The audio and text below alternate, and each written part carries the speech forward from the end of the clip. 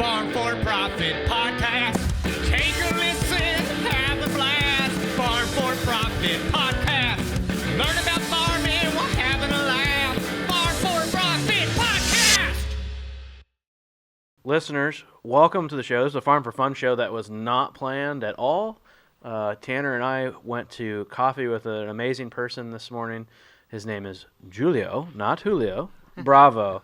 And you are from Brazil, and I'm going to let you introduce yourself and what part of Brazil you're from, and just go through your whole story of how you came to the United States.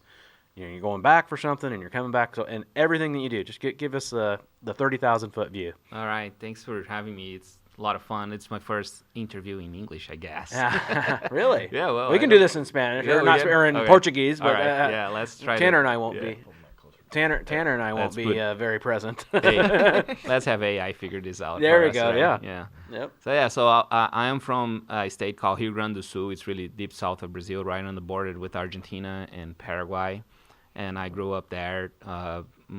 Back in the days, I got a scholarship to come up here to do I was a foreign exchange student at the Quad Cities area, and I went to Davenport Central High School. Okay. And through the World Food Prize, they invited kids to the Youth Program Institute to come up here and present paper about ag. Yeah. And back in the days, I created a paper and came up here to present to a whole bunch of people. And then I stayed here for 6 months doing an exchange program, and then went back to Brazil. So I went back to Brazil. I started working for John Deere. And working for John Deere, like, your heads go blue, right? It's just like a lot of things change because it's an international company in a really small town where I was from. Horizontina is called the town. Fun fact about the city is Gisele Bündchen, former. Yeah, you dated her, right? Yeah, no, I didn't. No. He dumped her. He dumped her, no. for his wife today. Yeah, so your wife is much hotter, right? Oh yeah, of course. Yeah, way hotter. Yeah. So yeah, she's so Gisele is Tom Brady's former wife, right? Yeah. So I was Tom Brady who? Tom Brady who, right? He's that announcer guy on ESPN or so Fox or something for football. So you see my state, right, in the south. So state of Rio Grande do Sul. I was born in north part, close to Misiones province. Yeah. Okay. Yeah, right up there. And then I moved to Curitiba. You see Curitiba in the state of Paraná, right up there by the ocean. Curitiba, yeah. So yeah, that's my city. Right now, that's where I found my company. I got married, got kids there. It's the capital of the state. So, like, when you say states, and we're looking at, you got Uruguay. Uruguay is a country, and right? then Argentina and Paraguay. Okay. Paraguay is another country on the border, which is a very big ag country as well. Uruguay is a very big ag country as well. And then state of Paraná, Santa Catarina, and São Paulo are big, and state of Mato Grosso do Sul. Mato Grosso is up there, so it's really all those states are ag states somehow. So zoom in there, Tanner. Let's get a lay of the land by his hometown. And how did you say that? Curitiba. Yeah. Curitiba. Yeah. They say Curitiba in English. It's Curitiba in Portuguese. Curitiba. Yeah. If more money will solve it, then money is not the problem. You see, this is a common issue that we've had to face working with hundreds of family farms over the past 5 years here at Legacy Farmer. A lot of them come into our program looking to organize and structure their operations and really just know their numbers at a deep level. But they come in with this idea of thinking, man, if I could just get another 100,000, 200,000, 500,000, they would just solve all of my problems. But the reality is, and what we've seen, is that this is only treating the symptom. It's not solving the root issue that these operations are facing. And that is what we are fixing inside of Legacy Farmer. Over the past 5 years, we've helped hundreds of family farm operations go from chaos and disorganization when it comes to the finances in their operation to a place of confidence and clarity, so they're no longer shooting from the hip with every financial decision that they are making. If you want to learn more about how we are doing this and the proven process we've built with hundreds of customers over the past 5 years, go to legacyfarmer.com and get started today. Okay. Yeah. So it's a 3 million inhabitant city. It's a big city. Holy smokes. Yeah. That looks bigger than New York. Yeah, it's actually half size of New York. I think 1/3 the size of New York, but it's a big city, and it's a very ag state. Via fuck. What is that? Never heard. Yeah, it's probably Fook. Fook? Yeah, like I don't see it. Where's that? Right by your mouth. Yeah, on your mouth. Yeah. You want to see another thing? Just open another. There's a boat company in Brazil called FOC Fokker. Fokker. The name of my boat is Fokker. Fokker. That's awesome. The brand. Oh, that is funny. Yeah. So let's see. Where would you have been from? Were you in town? Yeah, I was right in downtown Curitiba. My wife has 2 dental offices there. I founded my company Agrobravo downtown Curitiba, is still there. And Agrobravo was found there. And well, I travel all over Brazil and the Ag States, invited people to come to the States. So that was kind of fast forward to 2013 when I found Agrobravo, and I started to drive from Curitiba to all the Ag States of Brazil and inviting John Deere dealers to make groups to come to the States and visit John Deere. So that's kind of how I started back in 2013. So that's what your company was based on, was travel? Yeah, travel, ag business, only oriented by ag. So it's really ag tourism. That's what I did for, until to these days. So. And that's based because generally people in ag want to see how ag is in other parts of the world? Yeah, especially Brazil is such a young country. When you go up from Paraná up to other states, they're very young countries. They're like 30 years old, 40 years old state countries, right? From ag. So you travel to see what's happening in the world. But also companies find that traveling was a good marketing tool to get a relationship status with your client. Yes. Like you travel with your client for 10 days, you're going to have breakfast, lunch, and dinner every day. Yeah. I mean, you're gonna become closer with the guy, right? So most of your clients was probably more of the corporations, the John Deere's, B2B. the seed companies, because or even like the soybean growers or the corn growers, Right? Because that's every time I've been offered a trip or seen someone go on a trip like that, it was never the individual that was paying. It was, Right. well, I'm going with the Soybean Association. Right. It's really a B2B type of business. I never actually had like a B2C where I invite farmers, or I always go through a company because they organize, they have a relationship with the clients. Yeah. So my first client was a John Deere dealer out in Mato Grosso. It's called Iguaçu Máquinas. It's like the largest John Deere dealer in Latin America right now.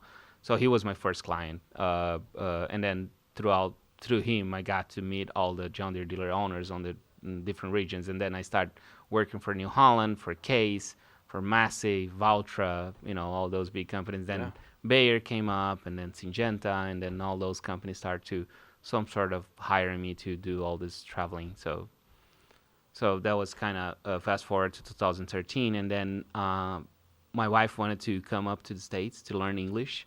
So she never had that experience that I had when I was 15 years old, 16. And she wanted to come. So I opened up the map. I said, okay, let's go to the States, but I won't go here and I won't go here. Anywhere in between, I will go. Yeah. She No said, well, coast. You want to go to the Midwest. yeah, this is real American, right? This is actually United States. If you go to New York, you don't see an American, right? you go to San Francisco, you don't see Americans. You see people from all over the world, but not from United States. Yeah. And it's such it's insane how expensive those places are. Oh, yeah. Especially for me, that it's like 6-to-1 exchange rate. Yeah. Right, like $1,000 for me is 6,000 reais. It's a lot of money. That's my currency, reais. Reais. Yeah. So it's 5.8, I think, at these days, close to 6 for $1. So it's really expensive to come to the States. And then you come to Iowa, go to Illinois, go to Nebraska. This is really real America, right? People are nice to you. Like when I arrived here in Ankeny, my neighbors were offering me help or bringing food to me, or do like things that we don't have that in a big city like Curitiba. People don't say good morning in the elevator to you. Right, yeah. And then here people are so nice, right? So, and then I got this relationship with Iowa State. Since 2015, I started to building a program with Dr. Kevin Kimley from the Ag Entrepreneurship Initiative. Mm-hmm. So he started to create programs for Brazilians, where we bring Brazilians here to study about succession, study about new business, study about innovation. So we created programs and start selling to Brazilian companies and farmers to come up here and spend a week at Iowa State. So we would do classes from 7 to noon, and then do technical visits in the afternoon and visit what you have, the best of Iowa, the creme de la creme of Iowa. Definitely at Iowa State. Yeah, at Iowa State. Yeah, with the guys, with all the connections. After I met the guys at Iowa State, I met just everyone that is related to the Iowa State folks. So met Harry Stein, met the guys at Summit. Summit is doing lots of investment in Brazil. And so I met a lot of really cool people, really cool entrepreneurs from here that really is shaping the world of ag somehow. So it's kind of nice to go back and see all of that. I mean, you came here and you have access to Harry Stein and the Summit Group and all that. Like, that's a lot of people from here don't even have access to those type of people. That's pretty cool. Yeah, it's just like this traveling thing gets you to places that sometimes you don't know who you're sitting and having lunch with. That's what happened when I came for the first time. When I came and I visit those guys, I have heard about those guys, but I didn't know they were there. They were them, right? It's just like really cool people. Like you have this ethanol business since early 2000s, right? Yeah. Brazil really started to kick off on that in 2014, 13 when an American went down there and created. Yeah. And why we as Brazilians couldn't figure this out? Yeah. Because the technology it's always created here. You guys are good on that, right? Right. When you go to Brazil and you talk about Americans, for me, America overall, United States, like Brazilian Big Brother. Yeah. Because, I mean, like, would we have Brazil if it wasn't for the genetics, for the molecules, for the engineering? I mean, everything was created in 500 miles around here. Yeah. Through the world of ag. Sometimes we don't realize that. Yeah. So to your point, you get sit and visit with those guys. It's just like what is traveling whenever you're moving, things happen, I guess. And we met some really cool people down the road. I think there was that. And of course, Brazilian farmers became so big and so important that when you travel with them, there's always like a John Deere VP hosting them or as Bayer VP hosting them, so you get to meet those guys with the Brazilian farmers groups, right? Right. What are you doing over there, Tanner? Oh, I just am contemplating life. I mean, it's such a fascinating story, the conversation that we had to begin with and where we're going right now, because it's a polarizing topic. Mm-hmm. Because there's a lot of uneducation that is going on with, is Brazil competition? I just pulled up Brazil. I didn't realize when you look at South America, Brazil is over half of the square footage, just to use a terminology. It's just made up of a bunch of, like you said, states. Right. So that's a vast area, a vast territory. Right. But like you were saying, the GDP, $2.2 trillion GDP. Compared to the United States. $34 trillion GDP. Right, it's just a drop in it's the like bucket. the half the size of Texas, our whole GDP. Yeah. Yeah. So 50%. It is a major impact to agriculture in the U.S. It is a major impact to the ag industry as far as corporate goes. Right. It's a huge market, like you said, for Harry Stein and John Deere. I know we're saying the largest of companies. Right. But we've done interviews with folks that have had Brazilian farms or managed farms in South America. Mm-hmm. It is providing supply to the market. But you, Brazilians, look at us as dad, as grandpa, or whatever. Right. You're learning from us. From our stable, I think now is the time that you're returning your investment for all the investment technology you did back in the 60s, 70s, the 80s, the 90s, and then you start to export that, right? And it was the interaction between college and private sector here. It's really cool. We don't have anything close to that. And again, I don't want to compare Brazil to the United States because there is no comparison. Yeah. We were colonized by Portugal, for Portuguese.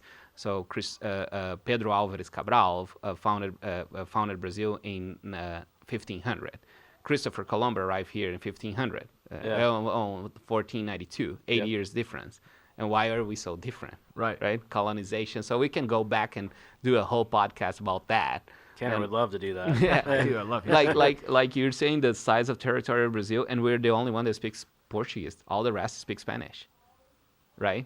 And we have different accents. Like if you go to Rio Grande do Sul, it's like going to Texas. People talk really strong. Yeah. And then you go to Mato Grosso, people talk like Missouri type of accent. Sure. Right? So Does anyone get up into like a Canadian accent? yeah, that would. Did you get up into the north ones? We grow soybean. They just finish everything with A.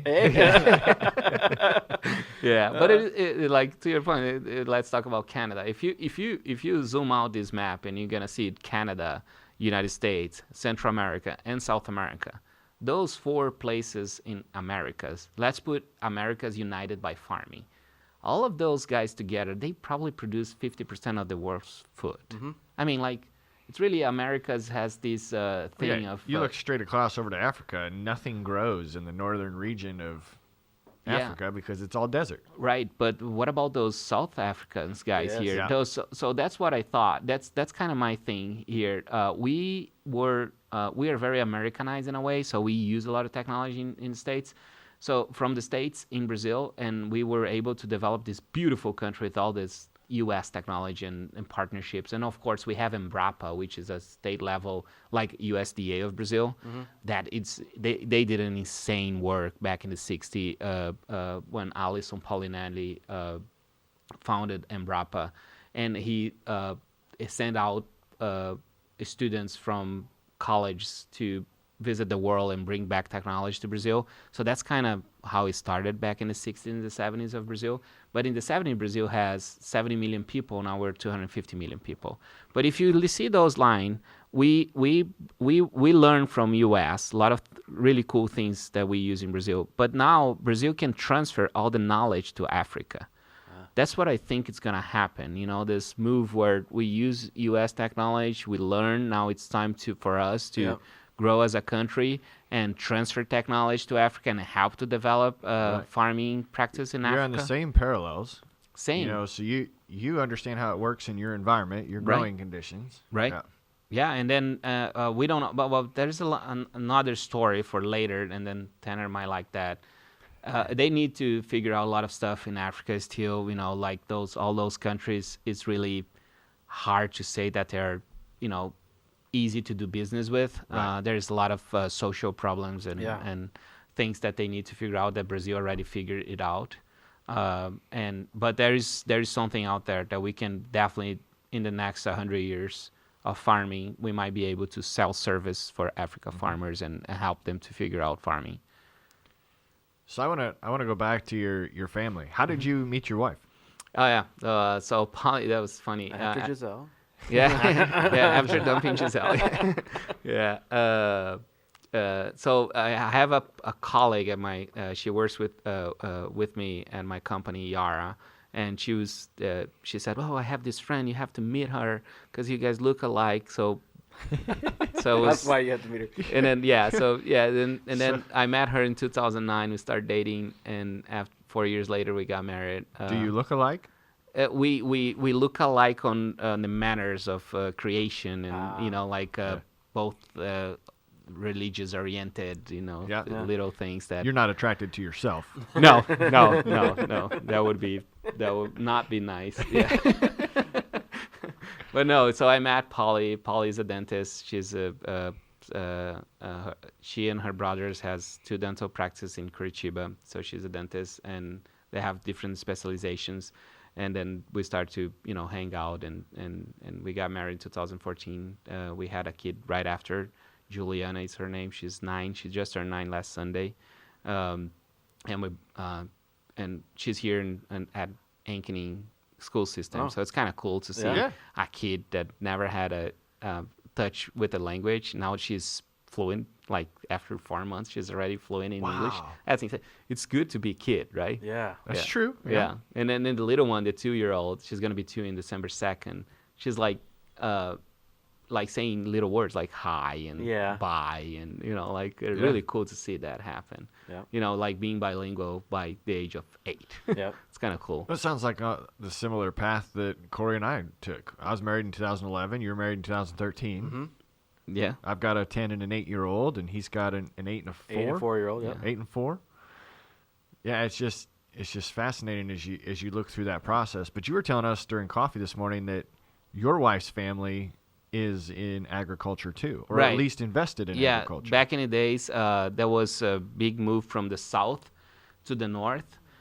So everyone started to, you know, Rio Grande do Sul is where 100 years old. The last state is where, down one, Rio Grande do Sul. Yeah. So that's where 100 years old start to plant soybeans. And then a lot of land there, 100 years old. This year we celebrate 100 years old for soybean producing in Brazil.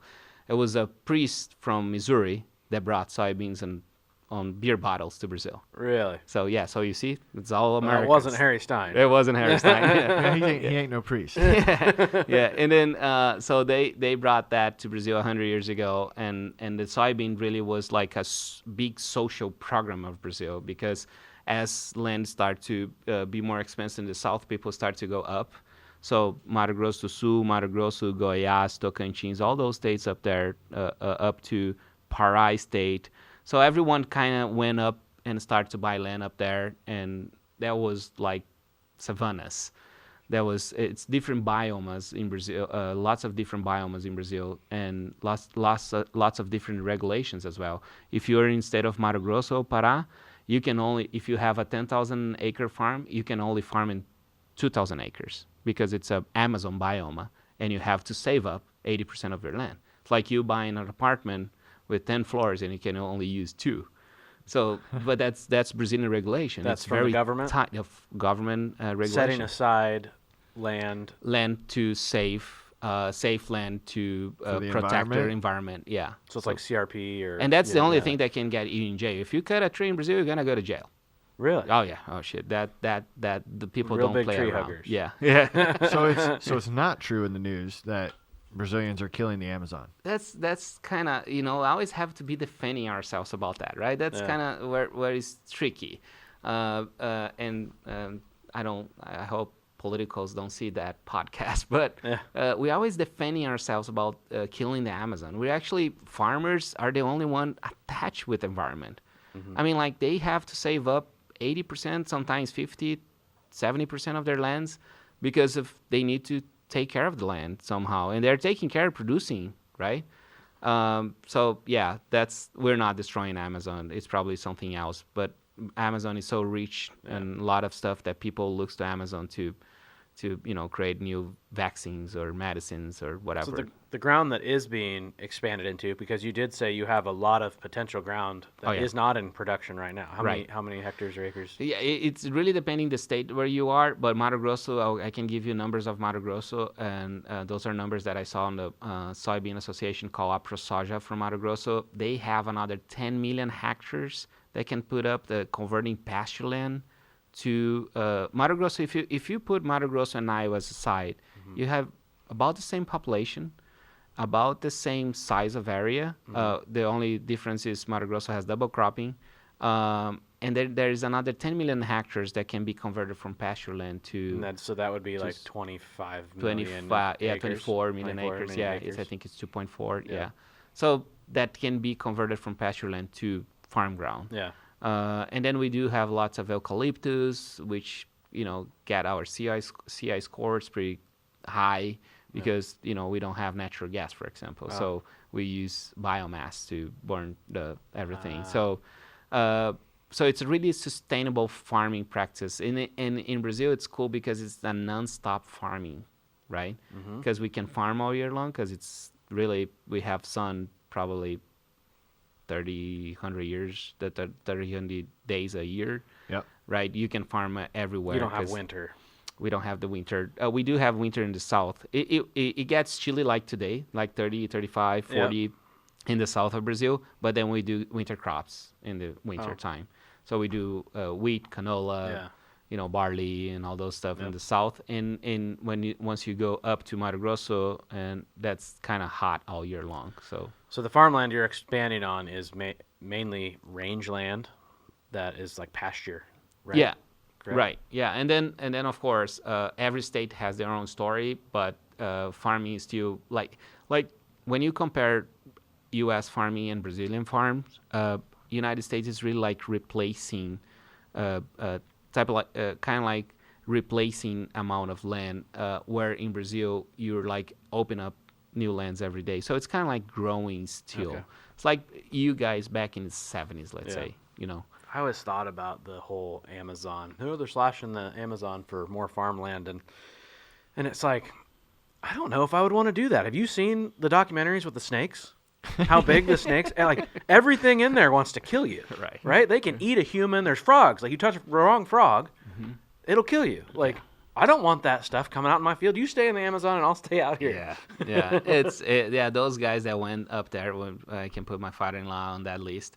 back in the 70s and the 80s. I mean, those guys were like no infrastructure, nothing. Like they have to build their own hospitals. Now you go and see those farms, they all have like schools inside of their farms. They have hospital inside of their farms. They become really big, right? Yeah. But they were the pioneers. Yeah. I mean, pioneering is hard, but down the road it will pay off. If they didn't have it, they would build it. Right. Right, and we were talking about that earlier too. The I'm going to say misconception, or at least what Corey and I grew up with hearing is, as Brazilian agriculture took off, it was always caveated with, well, they can never get it to port. The transportation systems are terrible.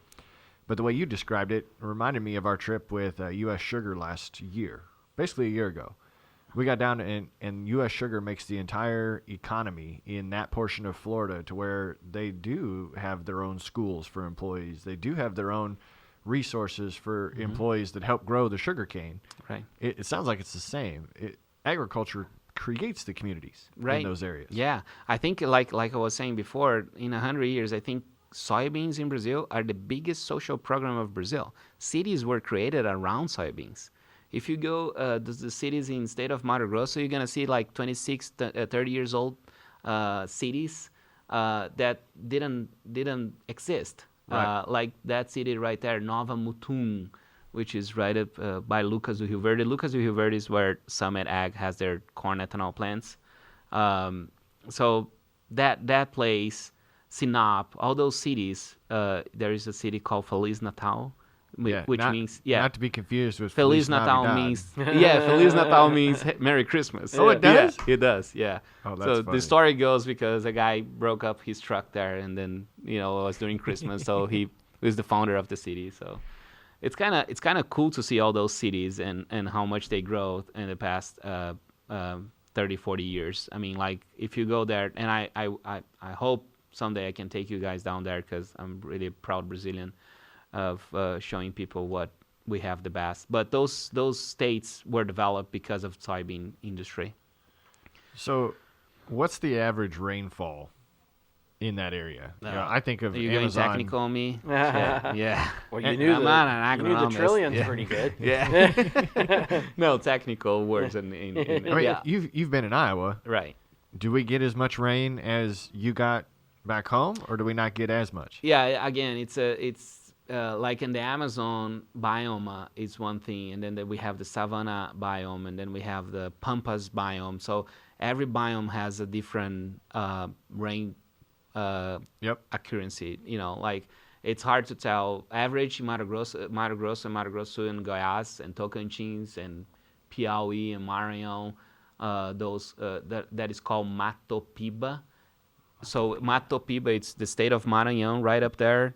Mato as a Tocantins, the southern state, Tocantins right there. Yep. And then Mato Piauí, right up there, Piauí, and Bahia. And then the next one is Bahia. So Mato Piba. Those states are new states for ag. Okay. They're like been farming for 20, 25 years. But they're growing so rapidly. It's just insane amount of growth. And then state of Bahia is where most of the Americans went. Like there is a group there. It's called Iowa Group. Really? Yeah, you Google about it. Are they from Iowa? They're from Iowa. Yeah, I think there's I forgot their names. You said state of Bahia? Bahia. Yeah. But that's interesting how many companies have been, like you said, interested in South American farming, let alone Brazilian farming. Right. And then, like you're saying, there's agriculture in Brazil that is only 20 to 30 years old. Mm-hmm. Corey's older than that. Hey. We're all older than that, to Corey's point. Yeah. My mind is blown. In our conversation, the way it started off today, I didn't know how it was going to start. Corey didn't give me a lot of perspective. Because he didn't have one. Right. Yeah. Well, I mean, but now I knew we needed to talk. Right. Right. So what have you been doing in the U.S. in the most recent time here? So when I arrived here, I arrived because, I think there is a new wave. I think our generation is going to be the generation of new technologies and stuff. And it's a lot of cool stuff that is being created here, again, because you guys do heavily invest in new technologies and innovation. I'm not saying that Brazil doesn't, but everything that we use in Brazil for ag was really created 500 miles from here, around here. So I came up here to try to find that new technology that I can, ship down to Brazil or help companies to bring their business to Brazil, but also on the tourist side, bringing Americans to Brazil, really to get this nonsense competition, because there is no competition. I mean, like, okay, we're competing for soybeans, but you only export 30% of your beans. I mean, like, we export everything. Like, I want to go back to Mato Grosso in Iowa for a comparison. Your GDP, we have the same population, we have the same amount of land of Mato Grosso and Iowa, and you have 4 times of the size of Mato Grosso GDP. And why is that? Because you figure out you're adding value to your crops. You're adding value with the corn ethanol. You're adding value with your corn flakes or whatever. Well, yeah. Like lots of things are created after all the soybean exports or corn exports. Like, you can get $25 billion into $150 billion things in here in Iowa, which, if you go to Mato Grosso, the GDP of Mato Grosso is $25 billion, and Iowa GDP is like $170, $180 billion. So we're the same state, right? We're the same size, we're the same people. So what's the difference? So I think we're in that part where Brazil in the next 20 to 30 years will bring new technology and add value to their crops. So I wanted to be here to get this wave of new technology down in Brazil and help my country to develop new businesses and stuff, but also bringing U.S. folks from different departments of U.S. just to pay attention on what's happening in Brazil and what's going on in the ag. Agriculture in Brazil is really, it's one of our biggest strengths in the country. I mean, like, we can say that 34, 35, maybe close to 50% of the Brazilian GDP comes from ag in Brazil. If you compare that number here, you're like 3-4% of the U.S. GDP comes from ag. So you don't have that much responsibility on the ag side when it comes to GDP wise, but in Brazil we do, and we need to get that rolling and bringing more capital to the Brazilians' agriculture. Are you ready to power through your harvest? Meet the Maya corn heads. They're designed for maximum efficiency and unmatched durability in the toughest of conditions. With precision engineering and advanced features, Maya corn heads ensures every kernel counts, giving you the performance and reliability that you need. Get more from your harvest with equipment built to last. Reach out to your local Maya Cornheads dealer or visit mayacornheads.com to find your perfect match today. Maya Cornheads, harvest with confidence.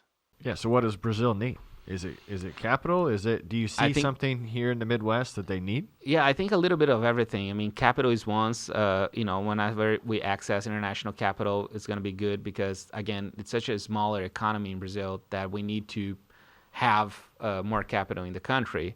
But also on the technology side, I think there's so many technologies that are fun here that you guys are building up that we can bring down to Brazil and make it different or fast, And again, when you compare a U.S. farmer and a Brazilian farmer, the average age of a farmer in Brazil, it's 44 years old. Really? Yeah. They're very young farmers. Yeah.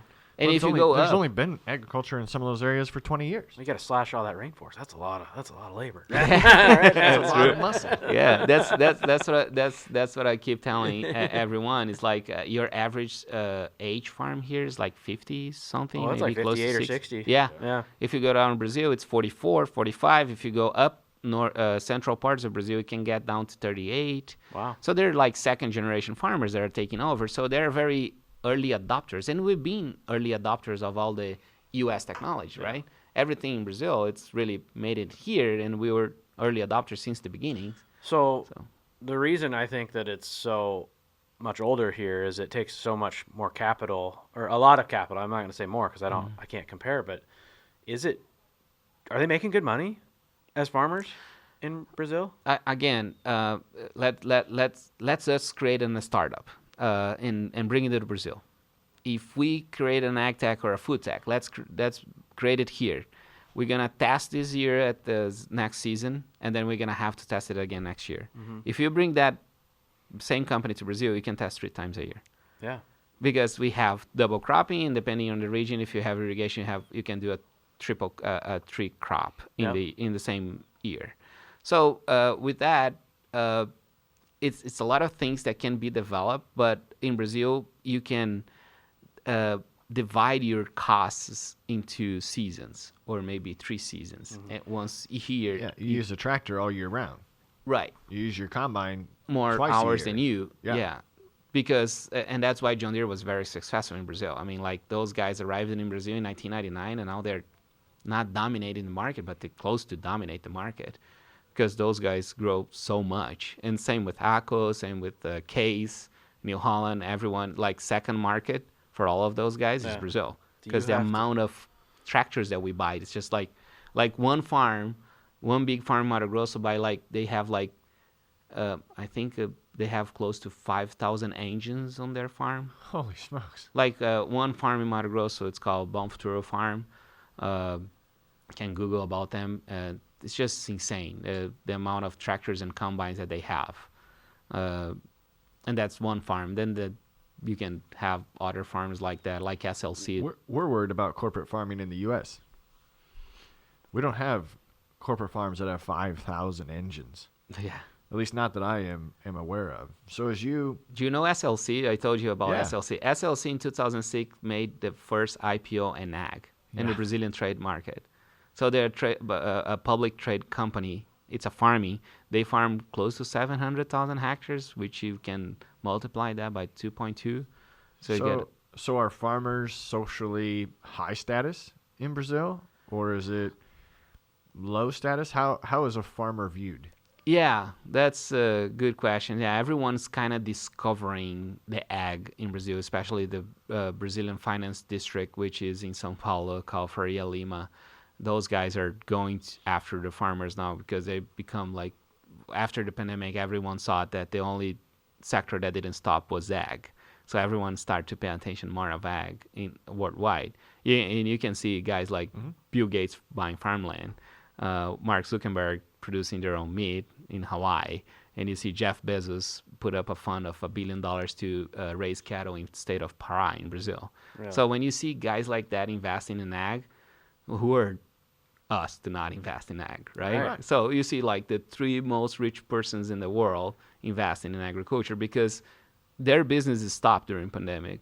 Ag didn't stop, right? Yeah. Because the food needs to be produced anyways, and 3 times a day, everyone in the world needs to eat. Breakfast, lunch, and dinner. Someone will provide that food for that guy, right? 7 billion people. So we take for granted. I think it's a high status, to your question. I think farmer in Brazil, they're big farmers. That it's nice to be around farmers there, because they're very successful. They're very humble people at the end of the day. And they're very easy people. I think I'm blessed to work with the guys at ag, because everyone is so nice. Everyone is, that family-oriented business. It's really cool. Farmers are farmers everywhere in the world. Yeah. It's like you here. You were saying this morning that you even have some of the same battles that we do. Corey just shared a post yesterday about nitrates in the water. We're battling this again. There's a public perception, though, of us hurting the environment. Yeah, because we're not good at marketing. Let's go and learn from Coke, from Microsoft, from Apple, how they're so good at marketing and we're not. Yeah. I mean, like John Deere is one of the top 5 companies in the SP 500 that everybody knows their brand. Yeah. I think the only one company in the world that was able to achieve that is John Deere, because it's a almost 200-year-old company. And everyone, even if you're not from ag, if you're in New York and you're wearing a John Deere hat, people will know that it's a tractor company, right? So I think they're the only one brand that actually got that part figured out. All the rest of us, we didn't. I mean, we're not good at marketing and selling ourselves. Yeah. And we always have to be defending, like you said, about the water. I mean, like someone throws a shit up, out in the water, out on the radio, and someone will just pick that on Twitter and goes to. That's why John Deere's so good at marketing, and they have been for so long. And this summer they kind of stubbed their toe, right? Like every news article that came out was laying off people, or then their chief tractor officer, and people like on social media were really kind of coming after him. And they're so good at marketing, it almost felt on purpose. like, hey, we can't win all the time. Let's set ourselves back here a little bit. It's like almost like it was strategic. Yeah, we're marketing waves. I mean, like we're from ag. Sometimes and then we're the only one industry as a farmer that we produce something and somebody else put a price on it. It's Chicago Board of Trade that said that how much I would have to sell my beans. I cannot say that I want to sell my beans for $25 a bushel. Right. Chicago Board of Trade will say that to me, and so it's a commodity market, and it's a roller coaster, right? Yearly, every 5 years we're gonna have a crisis. Every 7 years we're gonna have a crisis. Even if Brazil produces much, beans will go down. U.S. produce much, beans will go down. So it's kind of like that since we're young, right? That never change, and that never gonna stop changing. So Deere is facing a downsize of marketing, right? But they're gonna get back on track in 2 to 3 years from now. The things will be back. So when you've been in the States and you hear the crop, I don't know, maybe you don't pay that close attention to it. When you hear the crop status reports coming out of South America, how accurate is that information? Yeah. Everyone always have that doubt on USDA reports, right? I think it's the same here, same there.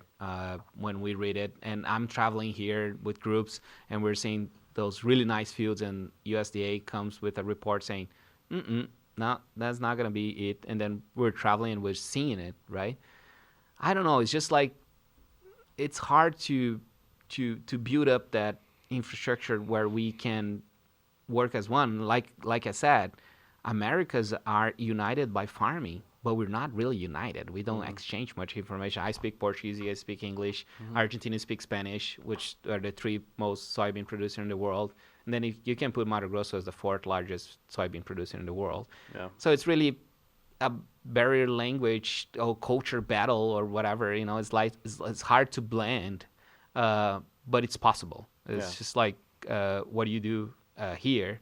It's one step, right? What do you do with Farm for Profit? Right. It's really one step. Of course, all your audience will be ag-related people, right? But someday, someone in New York will be listening to you and say, well, that makes sense, what those guys are doing. Right. Or someone in São Paulo will listen to and then say, well, that makes sense. Yeah. Right? We've got a couple of engineers that write in all the time to say they listen to us just so they can learn more about where their food comes from. Right. They're not farmers themselves. Yeah. But they find the content interesting and the educational opportunities to make them more aware of what's going on in the environment rather than just taking what the news says. Right. And then if you go to the supermarket, go to Hy-Vee, Walmart, or any supermarket. I mean, like, have you ever thought about how much is the process of farm to fork? Right. So it's big, you know, from farm to get to the grocery store. I mean, like, it's a process, right? And out of the soybeans, I think we produce close to 30 sub-products. I don't eat soybean. You eat bacon? No. Do you drink milk? Do you eat egg? Everything is from you have 8 soybeans, right? So right. Well, and then the people that don't even like meat, where do you get your protein? You know, whey powder and edamame, just tofu. You know, go back to farming. Somehow. Yeah. So that's kind of, I think people don't appreciate it because they don't know. And so how do we break that ice, right? How do we break that to people to understand the process of farm to fork industry? So that's kind of, I think that's kind of my mission here. It's really, how do I connect better? I want to get all the network that I built up in the past 15 years doing what I do and really making the world of ag a smaller place so people can connect and together unite the Americans for us to, you know, fight all those nonsense things that people throw out at us. And I think if you can break that, there's that undertow of like, we think you're a competitor, right? Brazil's a competitor to us because, you're producing the same thing that we are. But when you start thinking about the technology that's going down there, it's the same thing of like, I can't get any more land up here because the big farmer just takes it from me. And it's like, well, what good is complaining going to do about it? Figure out how to make it work, right? Yeah. Create the technology to send down to Brazil. Right. Send people down there to figure it out, or bring them up here and host them. Right. There's a lot of different stuff that we can do. We have to just think outside the box from just planting that seed and harvesting it. Yeah, right? your universities are close to 150 years old, right? Yeah. You've been learning from a long time from all the process. I mean, like you have agriculture economists. Yeah. It's just here you go to Iowa State, you have ag econ, right? Yeah. It's kind of cool to see that. We don't have anything close to that in our I didn't college. think it was that cool when I was in college. Yeah, but like I think you guys figure out I mean, like agribusiness is a word that was created here, and you do really good on ag and the business side. Mm-hmm. We are really good on ag in Brazil. Right. We're still figuring out the business side because we don't have ag econ engineers. We don't have ag econ people. We have agronomists, but they're more like doctors related somehow on the health side of the business, on the health side of the plant, on the health side of the soil, but not much of let's say a agronomist that is a good salesperson, a sales rep or marketing. Is that because you haven't maximized your acres yet? Like, because like here, we're not. There's not 25 million more acres that we can go grow corn on or soybeans or any other crop. Right. We kind of got to this full. We're full now. We have to do more with what we have. Right. Right. So that's where I think the technology and innovation comes from. Right. It's like, okay, now we got to do this better. There's a lot more focus on ROI. Well, because the low-hanging fruit for you is like, can we grow it? We can just go get that other section up there and turn that into soybean ground. Right. Yeah, and then why you guys started Farm for Profit? You guys are both farmers, right? Yeah. And then you guys are like that type of farmers where you go and create a new business, right? And in because you have the downtime in winter where you're gonna have to figure out whatever is going to be there next season. So on that downtime, you have to think about some sort of a business. Yep. I know a lot of people here in the States that created different business being a farmer. Yeah. Right? So that's why the business side of ag business, you guys are ahead. We don't have a farmer in Brazil that created a podcast. Right. Because they're busy 9 months out of the year producing something, and they don't have a downtime. It's a non-stop agriculture. There is a new thing in Brazil called ICLF. It's integrated livestock, forestry, and cattle. So there are 18 million hectares in Brazil integrating that for. You can Google about ICLF. So it's like agroforestry, or what do they call that here? We have a name for that, of growing livestock in forests and things of that nature. So they do the line. So they produce, if you Google growing livestock, go to... Silvopasture. There we go. Silvopasture, yeah. If you put ICLF, Embrapa, Brazil, Yeah, so go to images. Oh, go to images? Go to images, you're going to see it. See? So you have a line of forestry, and then in between the lines, you can grow your pasture, put a ground. So to describe this, it's trees, and then it looks like, what is that, 20 yards wide? Yeah, so the combine can pass, and then you can plant corn and soybeans and rotate that. So you can get forestry, cattle, pasture, and soybean and corn in like one season, right? So I would think the pastures and the forages would do a lot better. You'd have shade for the cattle. And then a lot of that stuff can really take advantage of the shade and then the sun. Yeah. Whereas us around here, we grow corn, and if it's by trees, usually it's a big hit to yield because of the tree roots and the shading. Right? So it gets shaded a large portion of the day. Yeah. The shade also got something to do with the CO2 from the cattle. So it's kind of like save up the CO2. Yeah. So I don't know how to go technical, but John Deere started this network in Brazil with Syngenta. And then it's you called plant ICLF. And then you plant a tree that produces nuts, like an acorn or something like that. And then in 5 years, you can cut that tree and make money. Well, you can cut the tree and make money, but the livestock can use it as they drop.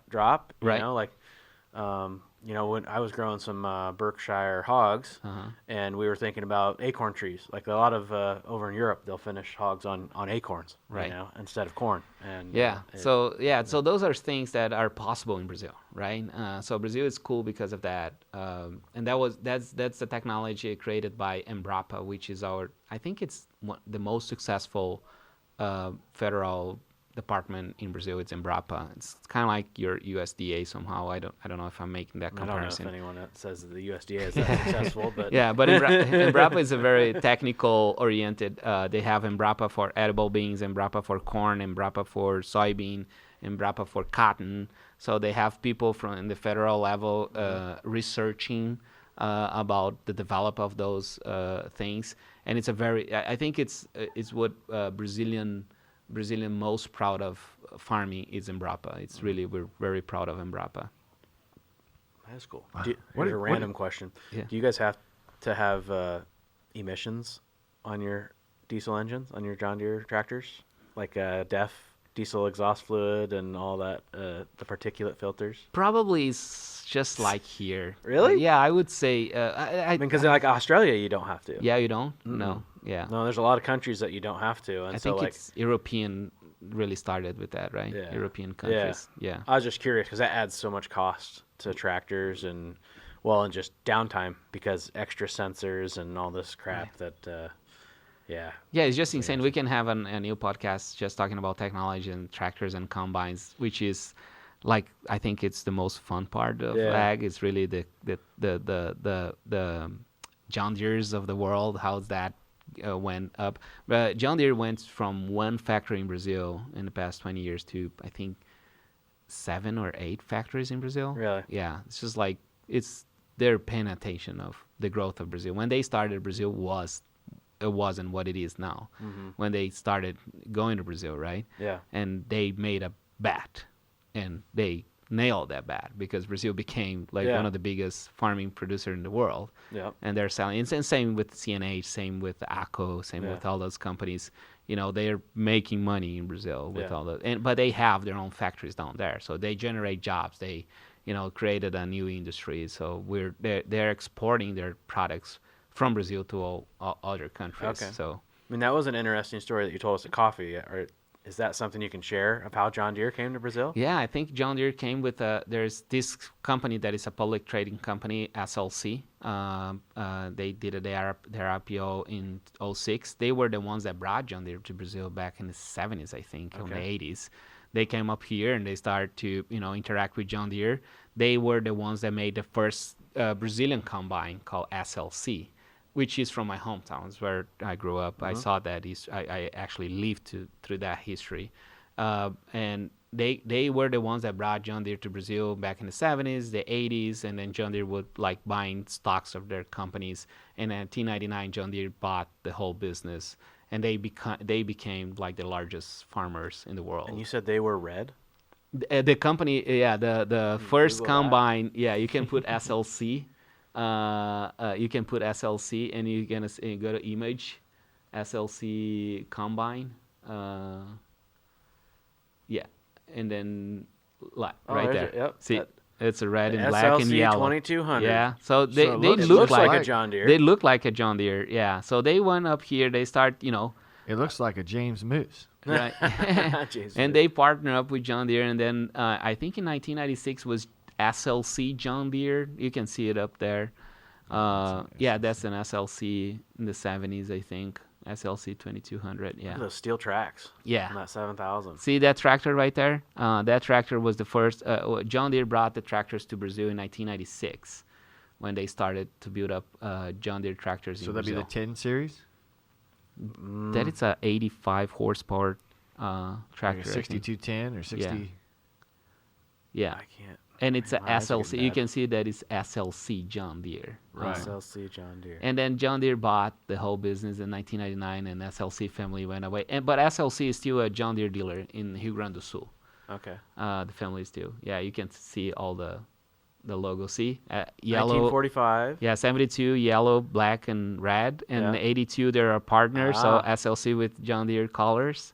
It would be interesting to talk to someone at John Deere. And here's all the combine. Yeah, there is a guy that I want to introduce to you. It's Federico Logman. He is the head of innovation of SLC, and he speaks very good English. I wonder if Neil Dahlstrom would have any of this information too. He's head of, what do you call that? The John Deere Archives. The archives. Yeah, he probably knows all of that. Yeah. So it had a Mercedes engine in, what year was that? Built in Brazil. I lost the years. And Sorry, I'm taking notes at the same time. It had a Mercedes engine before it went to John Deere on the last year that it. That's what it says that, right? See. I wonder Mercedes if John Deere engine. took any of your guys' technology in tractors or combines back with them to the United States. I don't think so because it's again. I think this website really wants to push ads. I think no, because it's a tropical country, so you have to tropicalize your product whenever you go to Brazil. Okay. Because it's a different environment, like poor soils and stuff. They probably are selling to other countries from Brazil, but not to the States. I don't think we're exporting something from Brazil. I just wondered if there's any sort of that they did something different on their tractor or a technology of some sort. But well, I do know when we had the 9RX 830 release at Commodity Classic last year that some of those were tested in South America because you have, like I said, you have season or you don't have the. You can farm full time. Right. Yeah. And cover acres upon acres upon acres. Right. Yeah. That's something cool about Brazil. You can test any technology twice a year. I mean, you probably have a lot of seed companies. That Yeah. come Oh, down yeah. and Yeah. grow. Yeah. I mean, well, if you Google Corteva's number or Bayer's numbers, their biggest business is probably alongside United there's States. even an Brazil. organic company out of Ames that right there over on East or West Lincoln Way, they grow half their seed in Brazil. See? Yep. Harvest it here, take it down, plant it, Right. replicate it, Yep. bring it back. There is a company from Argentina, a genetic company from Argentina. It's called GDM, Grupo Del Mario. I think they arrived in Brazil, in U.S. now. They're selling their seeds, but they're the ones that really took over the seed business in Brazil. They're doing a very good job. Yep. They're the greatest, I think, in our country because, and they're brother countries with Brazil and Argentina are very close. And really, when the seed companies decided to go south to you guys and get those extra growing seasons, it allowed them. I mean, because technology only took them so far in the States, right? Because they only had one growing season a year. Yeah. Now they could actually expedite the process Right. of doing all these hybrids and variety trials and traits. And actually, so I've grown soybean seed before that had to come from South America. Right. And it came on a boat or a plane, was flown in, so I could plant it on June 5th, and I was done planting on May 5th, But it's crazy that is available to us now. Yeah. It's cool. Yeah, it's just a lot of things that's why I like to say that Americas are united by farming, because technology transfer, knowledge transfer, everything is kind of going back and forth all the time. And I think you guys were very successful in creating really cool business in the past 40 years that really shaped the world of ag. And we, as Brazilians, we're so proud of our ag. At the same time, we have so much still to learn. And where you go when you want to learn something, you go to the best. So I think, here you guys have this really cool environment for learning. Right. And really cool environment for testing new products and created new products. I think the money flows in different ways here. So you have access to capital to test things. We have to figure out some stuff before we have the same capacity that you have. So it's really cool if we can blend it both countries. Yeah. I'm excited. I know we only scratched the surface today. I know you've been scratching on your peeper there. Is that? No, I had some other stuff going on. I have hog feed I have to order before 10, and it's 10:09. That was not on the clock, right? Yeah. No, that's good. So as we wrap up here, I want you to plug your travel business and let our listeners know how they could find that, and if they want to go to South America, Brazil. Right. All the businesses you got, whatever. Yep. Yeah, you're a serial entrepreneur. It's called Startse Agro, the name of the business. So you can find us on Instagram. It's called Startse Agro. How do you spell that? Startse, STARTSE, Agro. Yeah. I think there is only a Instagram about it. Yeah. Okay, great. So yeah, Corey Hillbo follows him. What? Who? I do. You do? Yeah. Who? Yeah, Who is so, that? Yeah. So that's our company, and we do missions. We host groups in Brazil. We bring groups from Brazil to here, to China, to Europe. So we have this amazing network throughout the world of ag, like bringing people. We talk about artificial intelligence in ag. We talk about we travel all over. Introducing farmers to farmers. So it's been a very nice ride for the past 15 years. So that's when we merge Agrobravo. Now it starts Agro. So it's really cool whenever you guys get a chance. I hope I can take you guys down to Brazil and try to show you, and maybe we can do a farm for profit group in Brazil and bring people that are interested to learn more about Brazil. So I think we could partner up on that. Yeah. Well, this has been our pleasure. Yeah. Oh, thank you for spending half your day with us. Yeah. And not probably what you intended, but we've learned so much.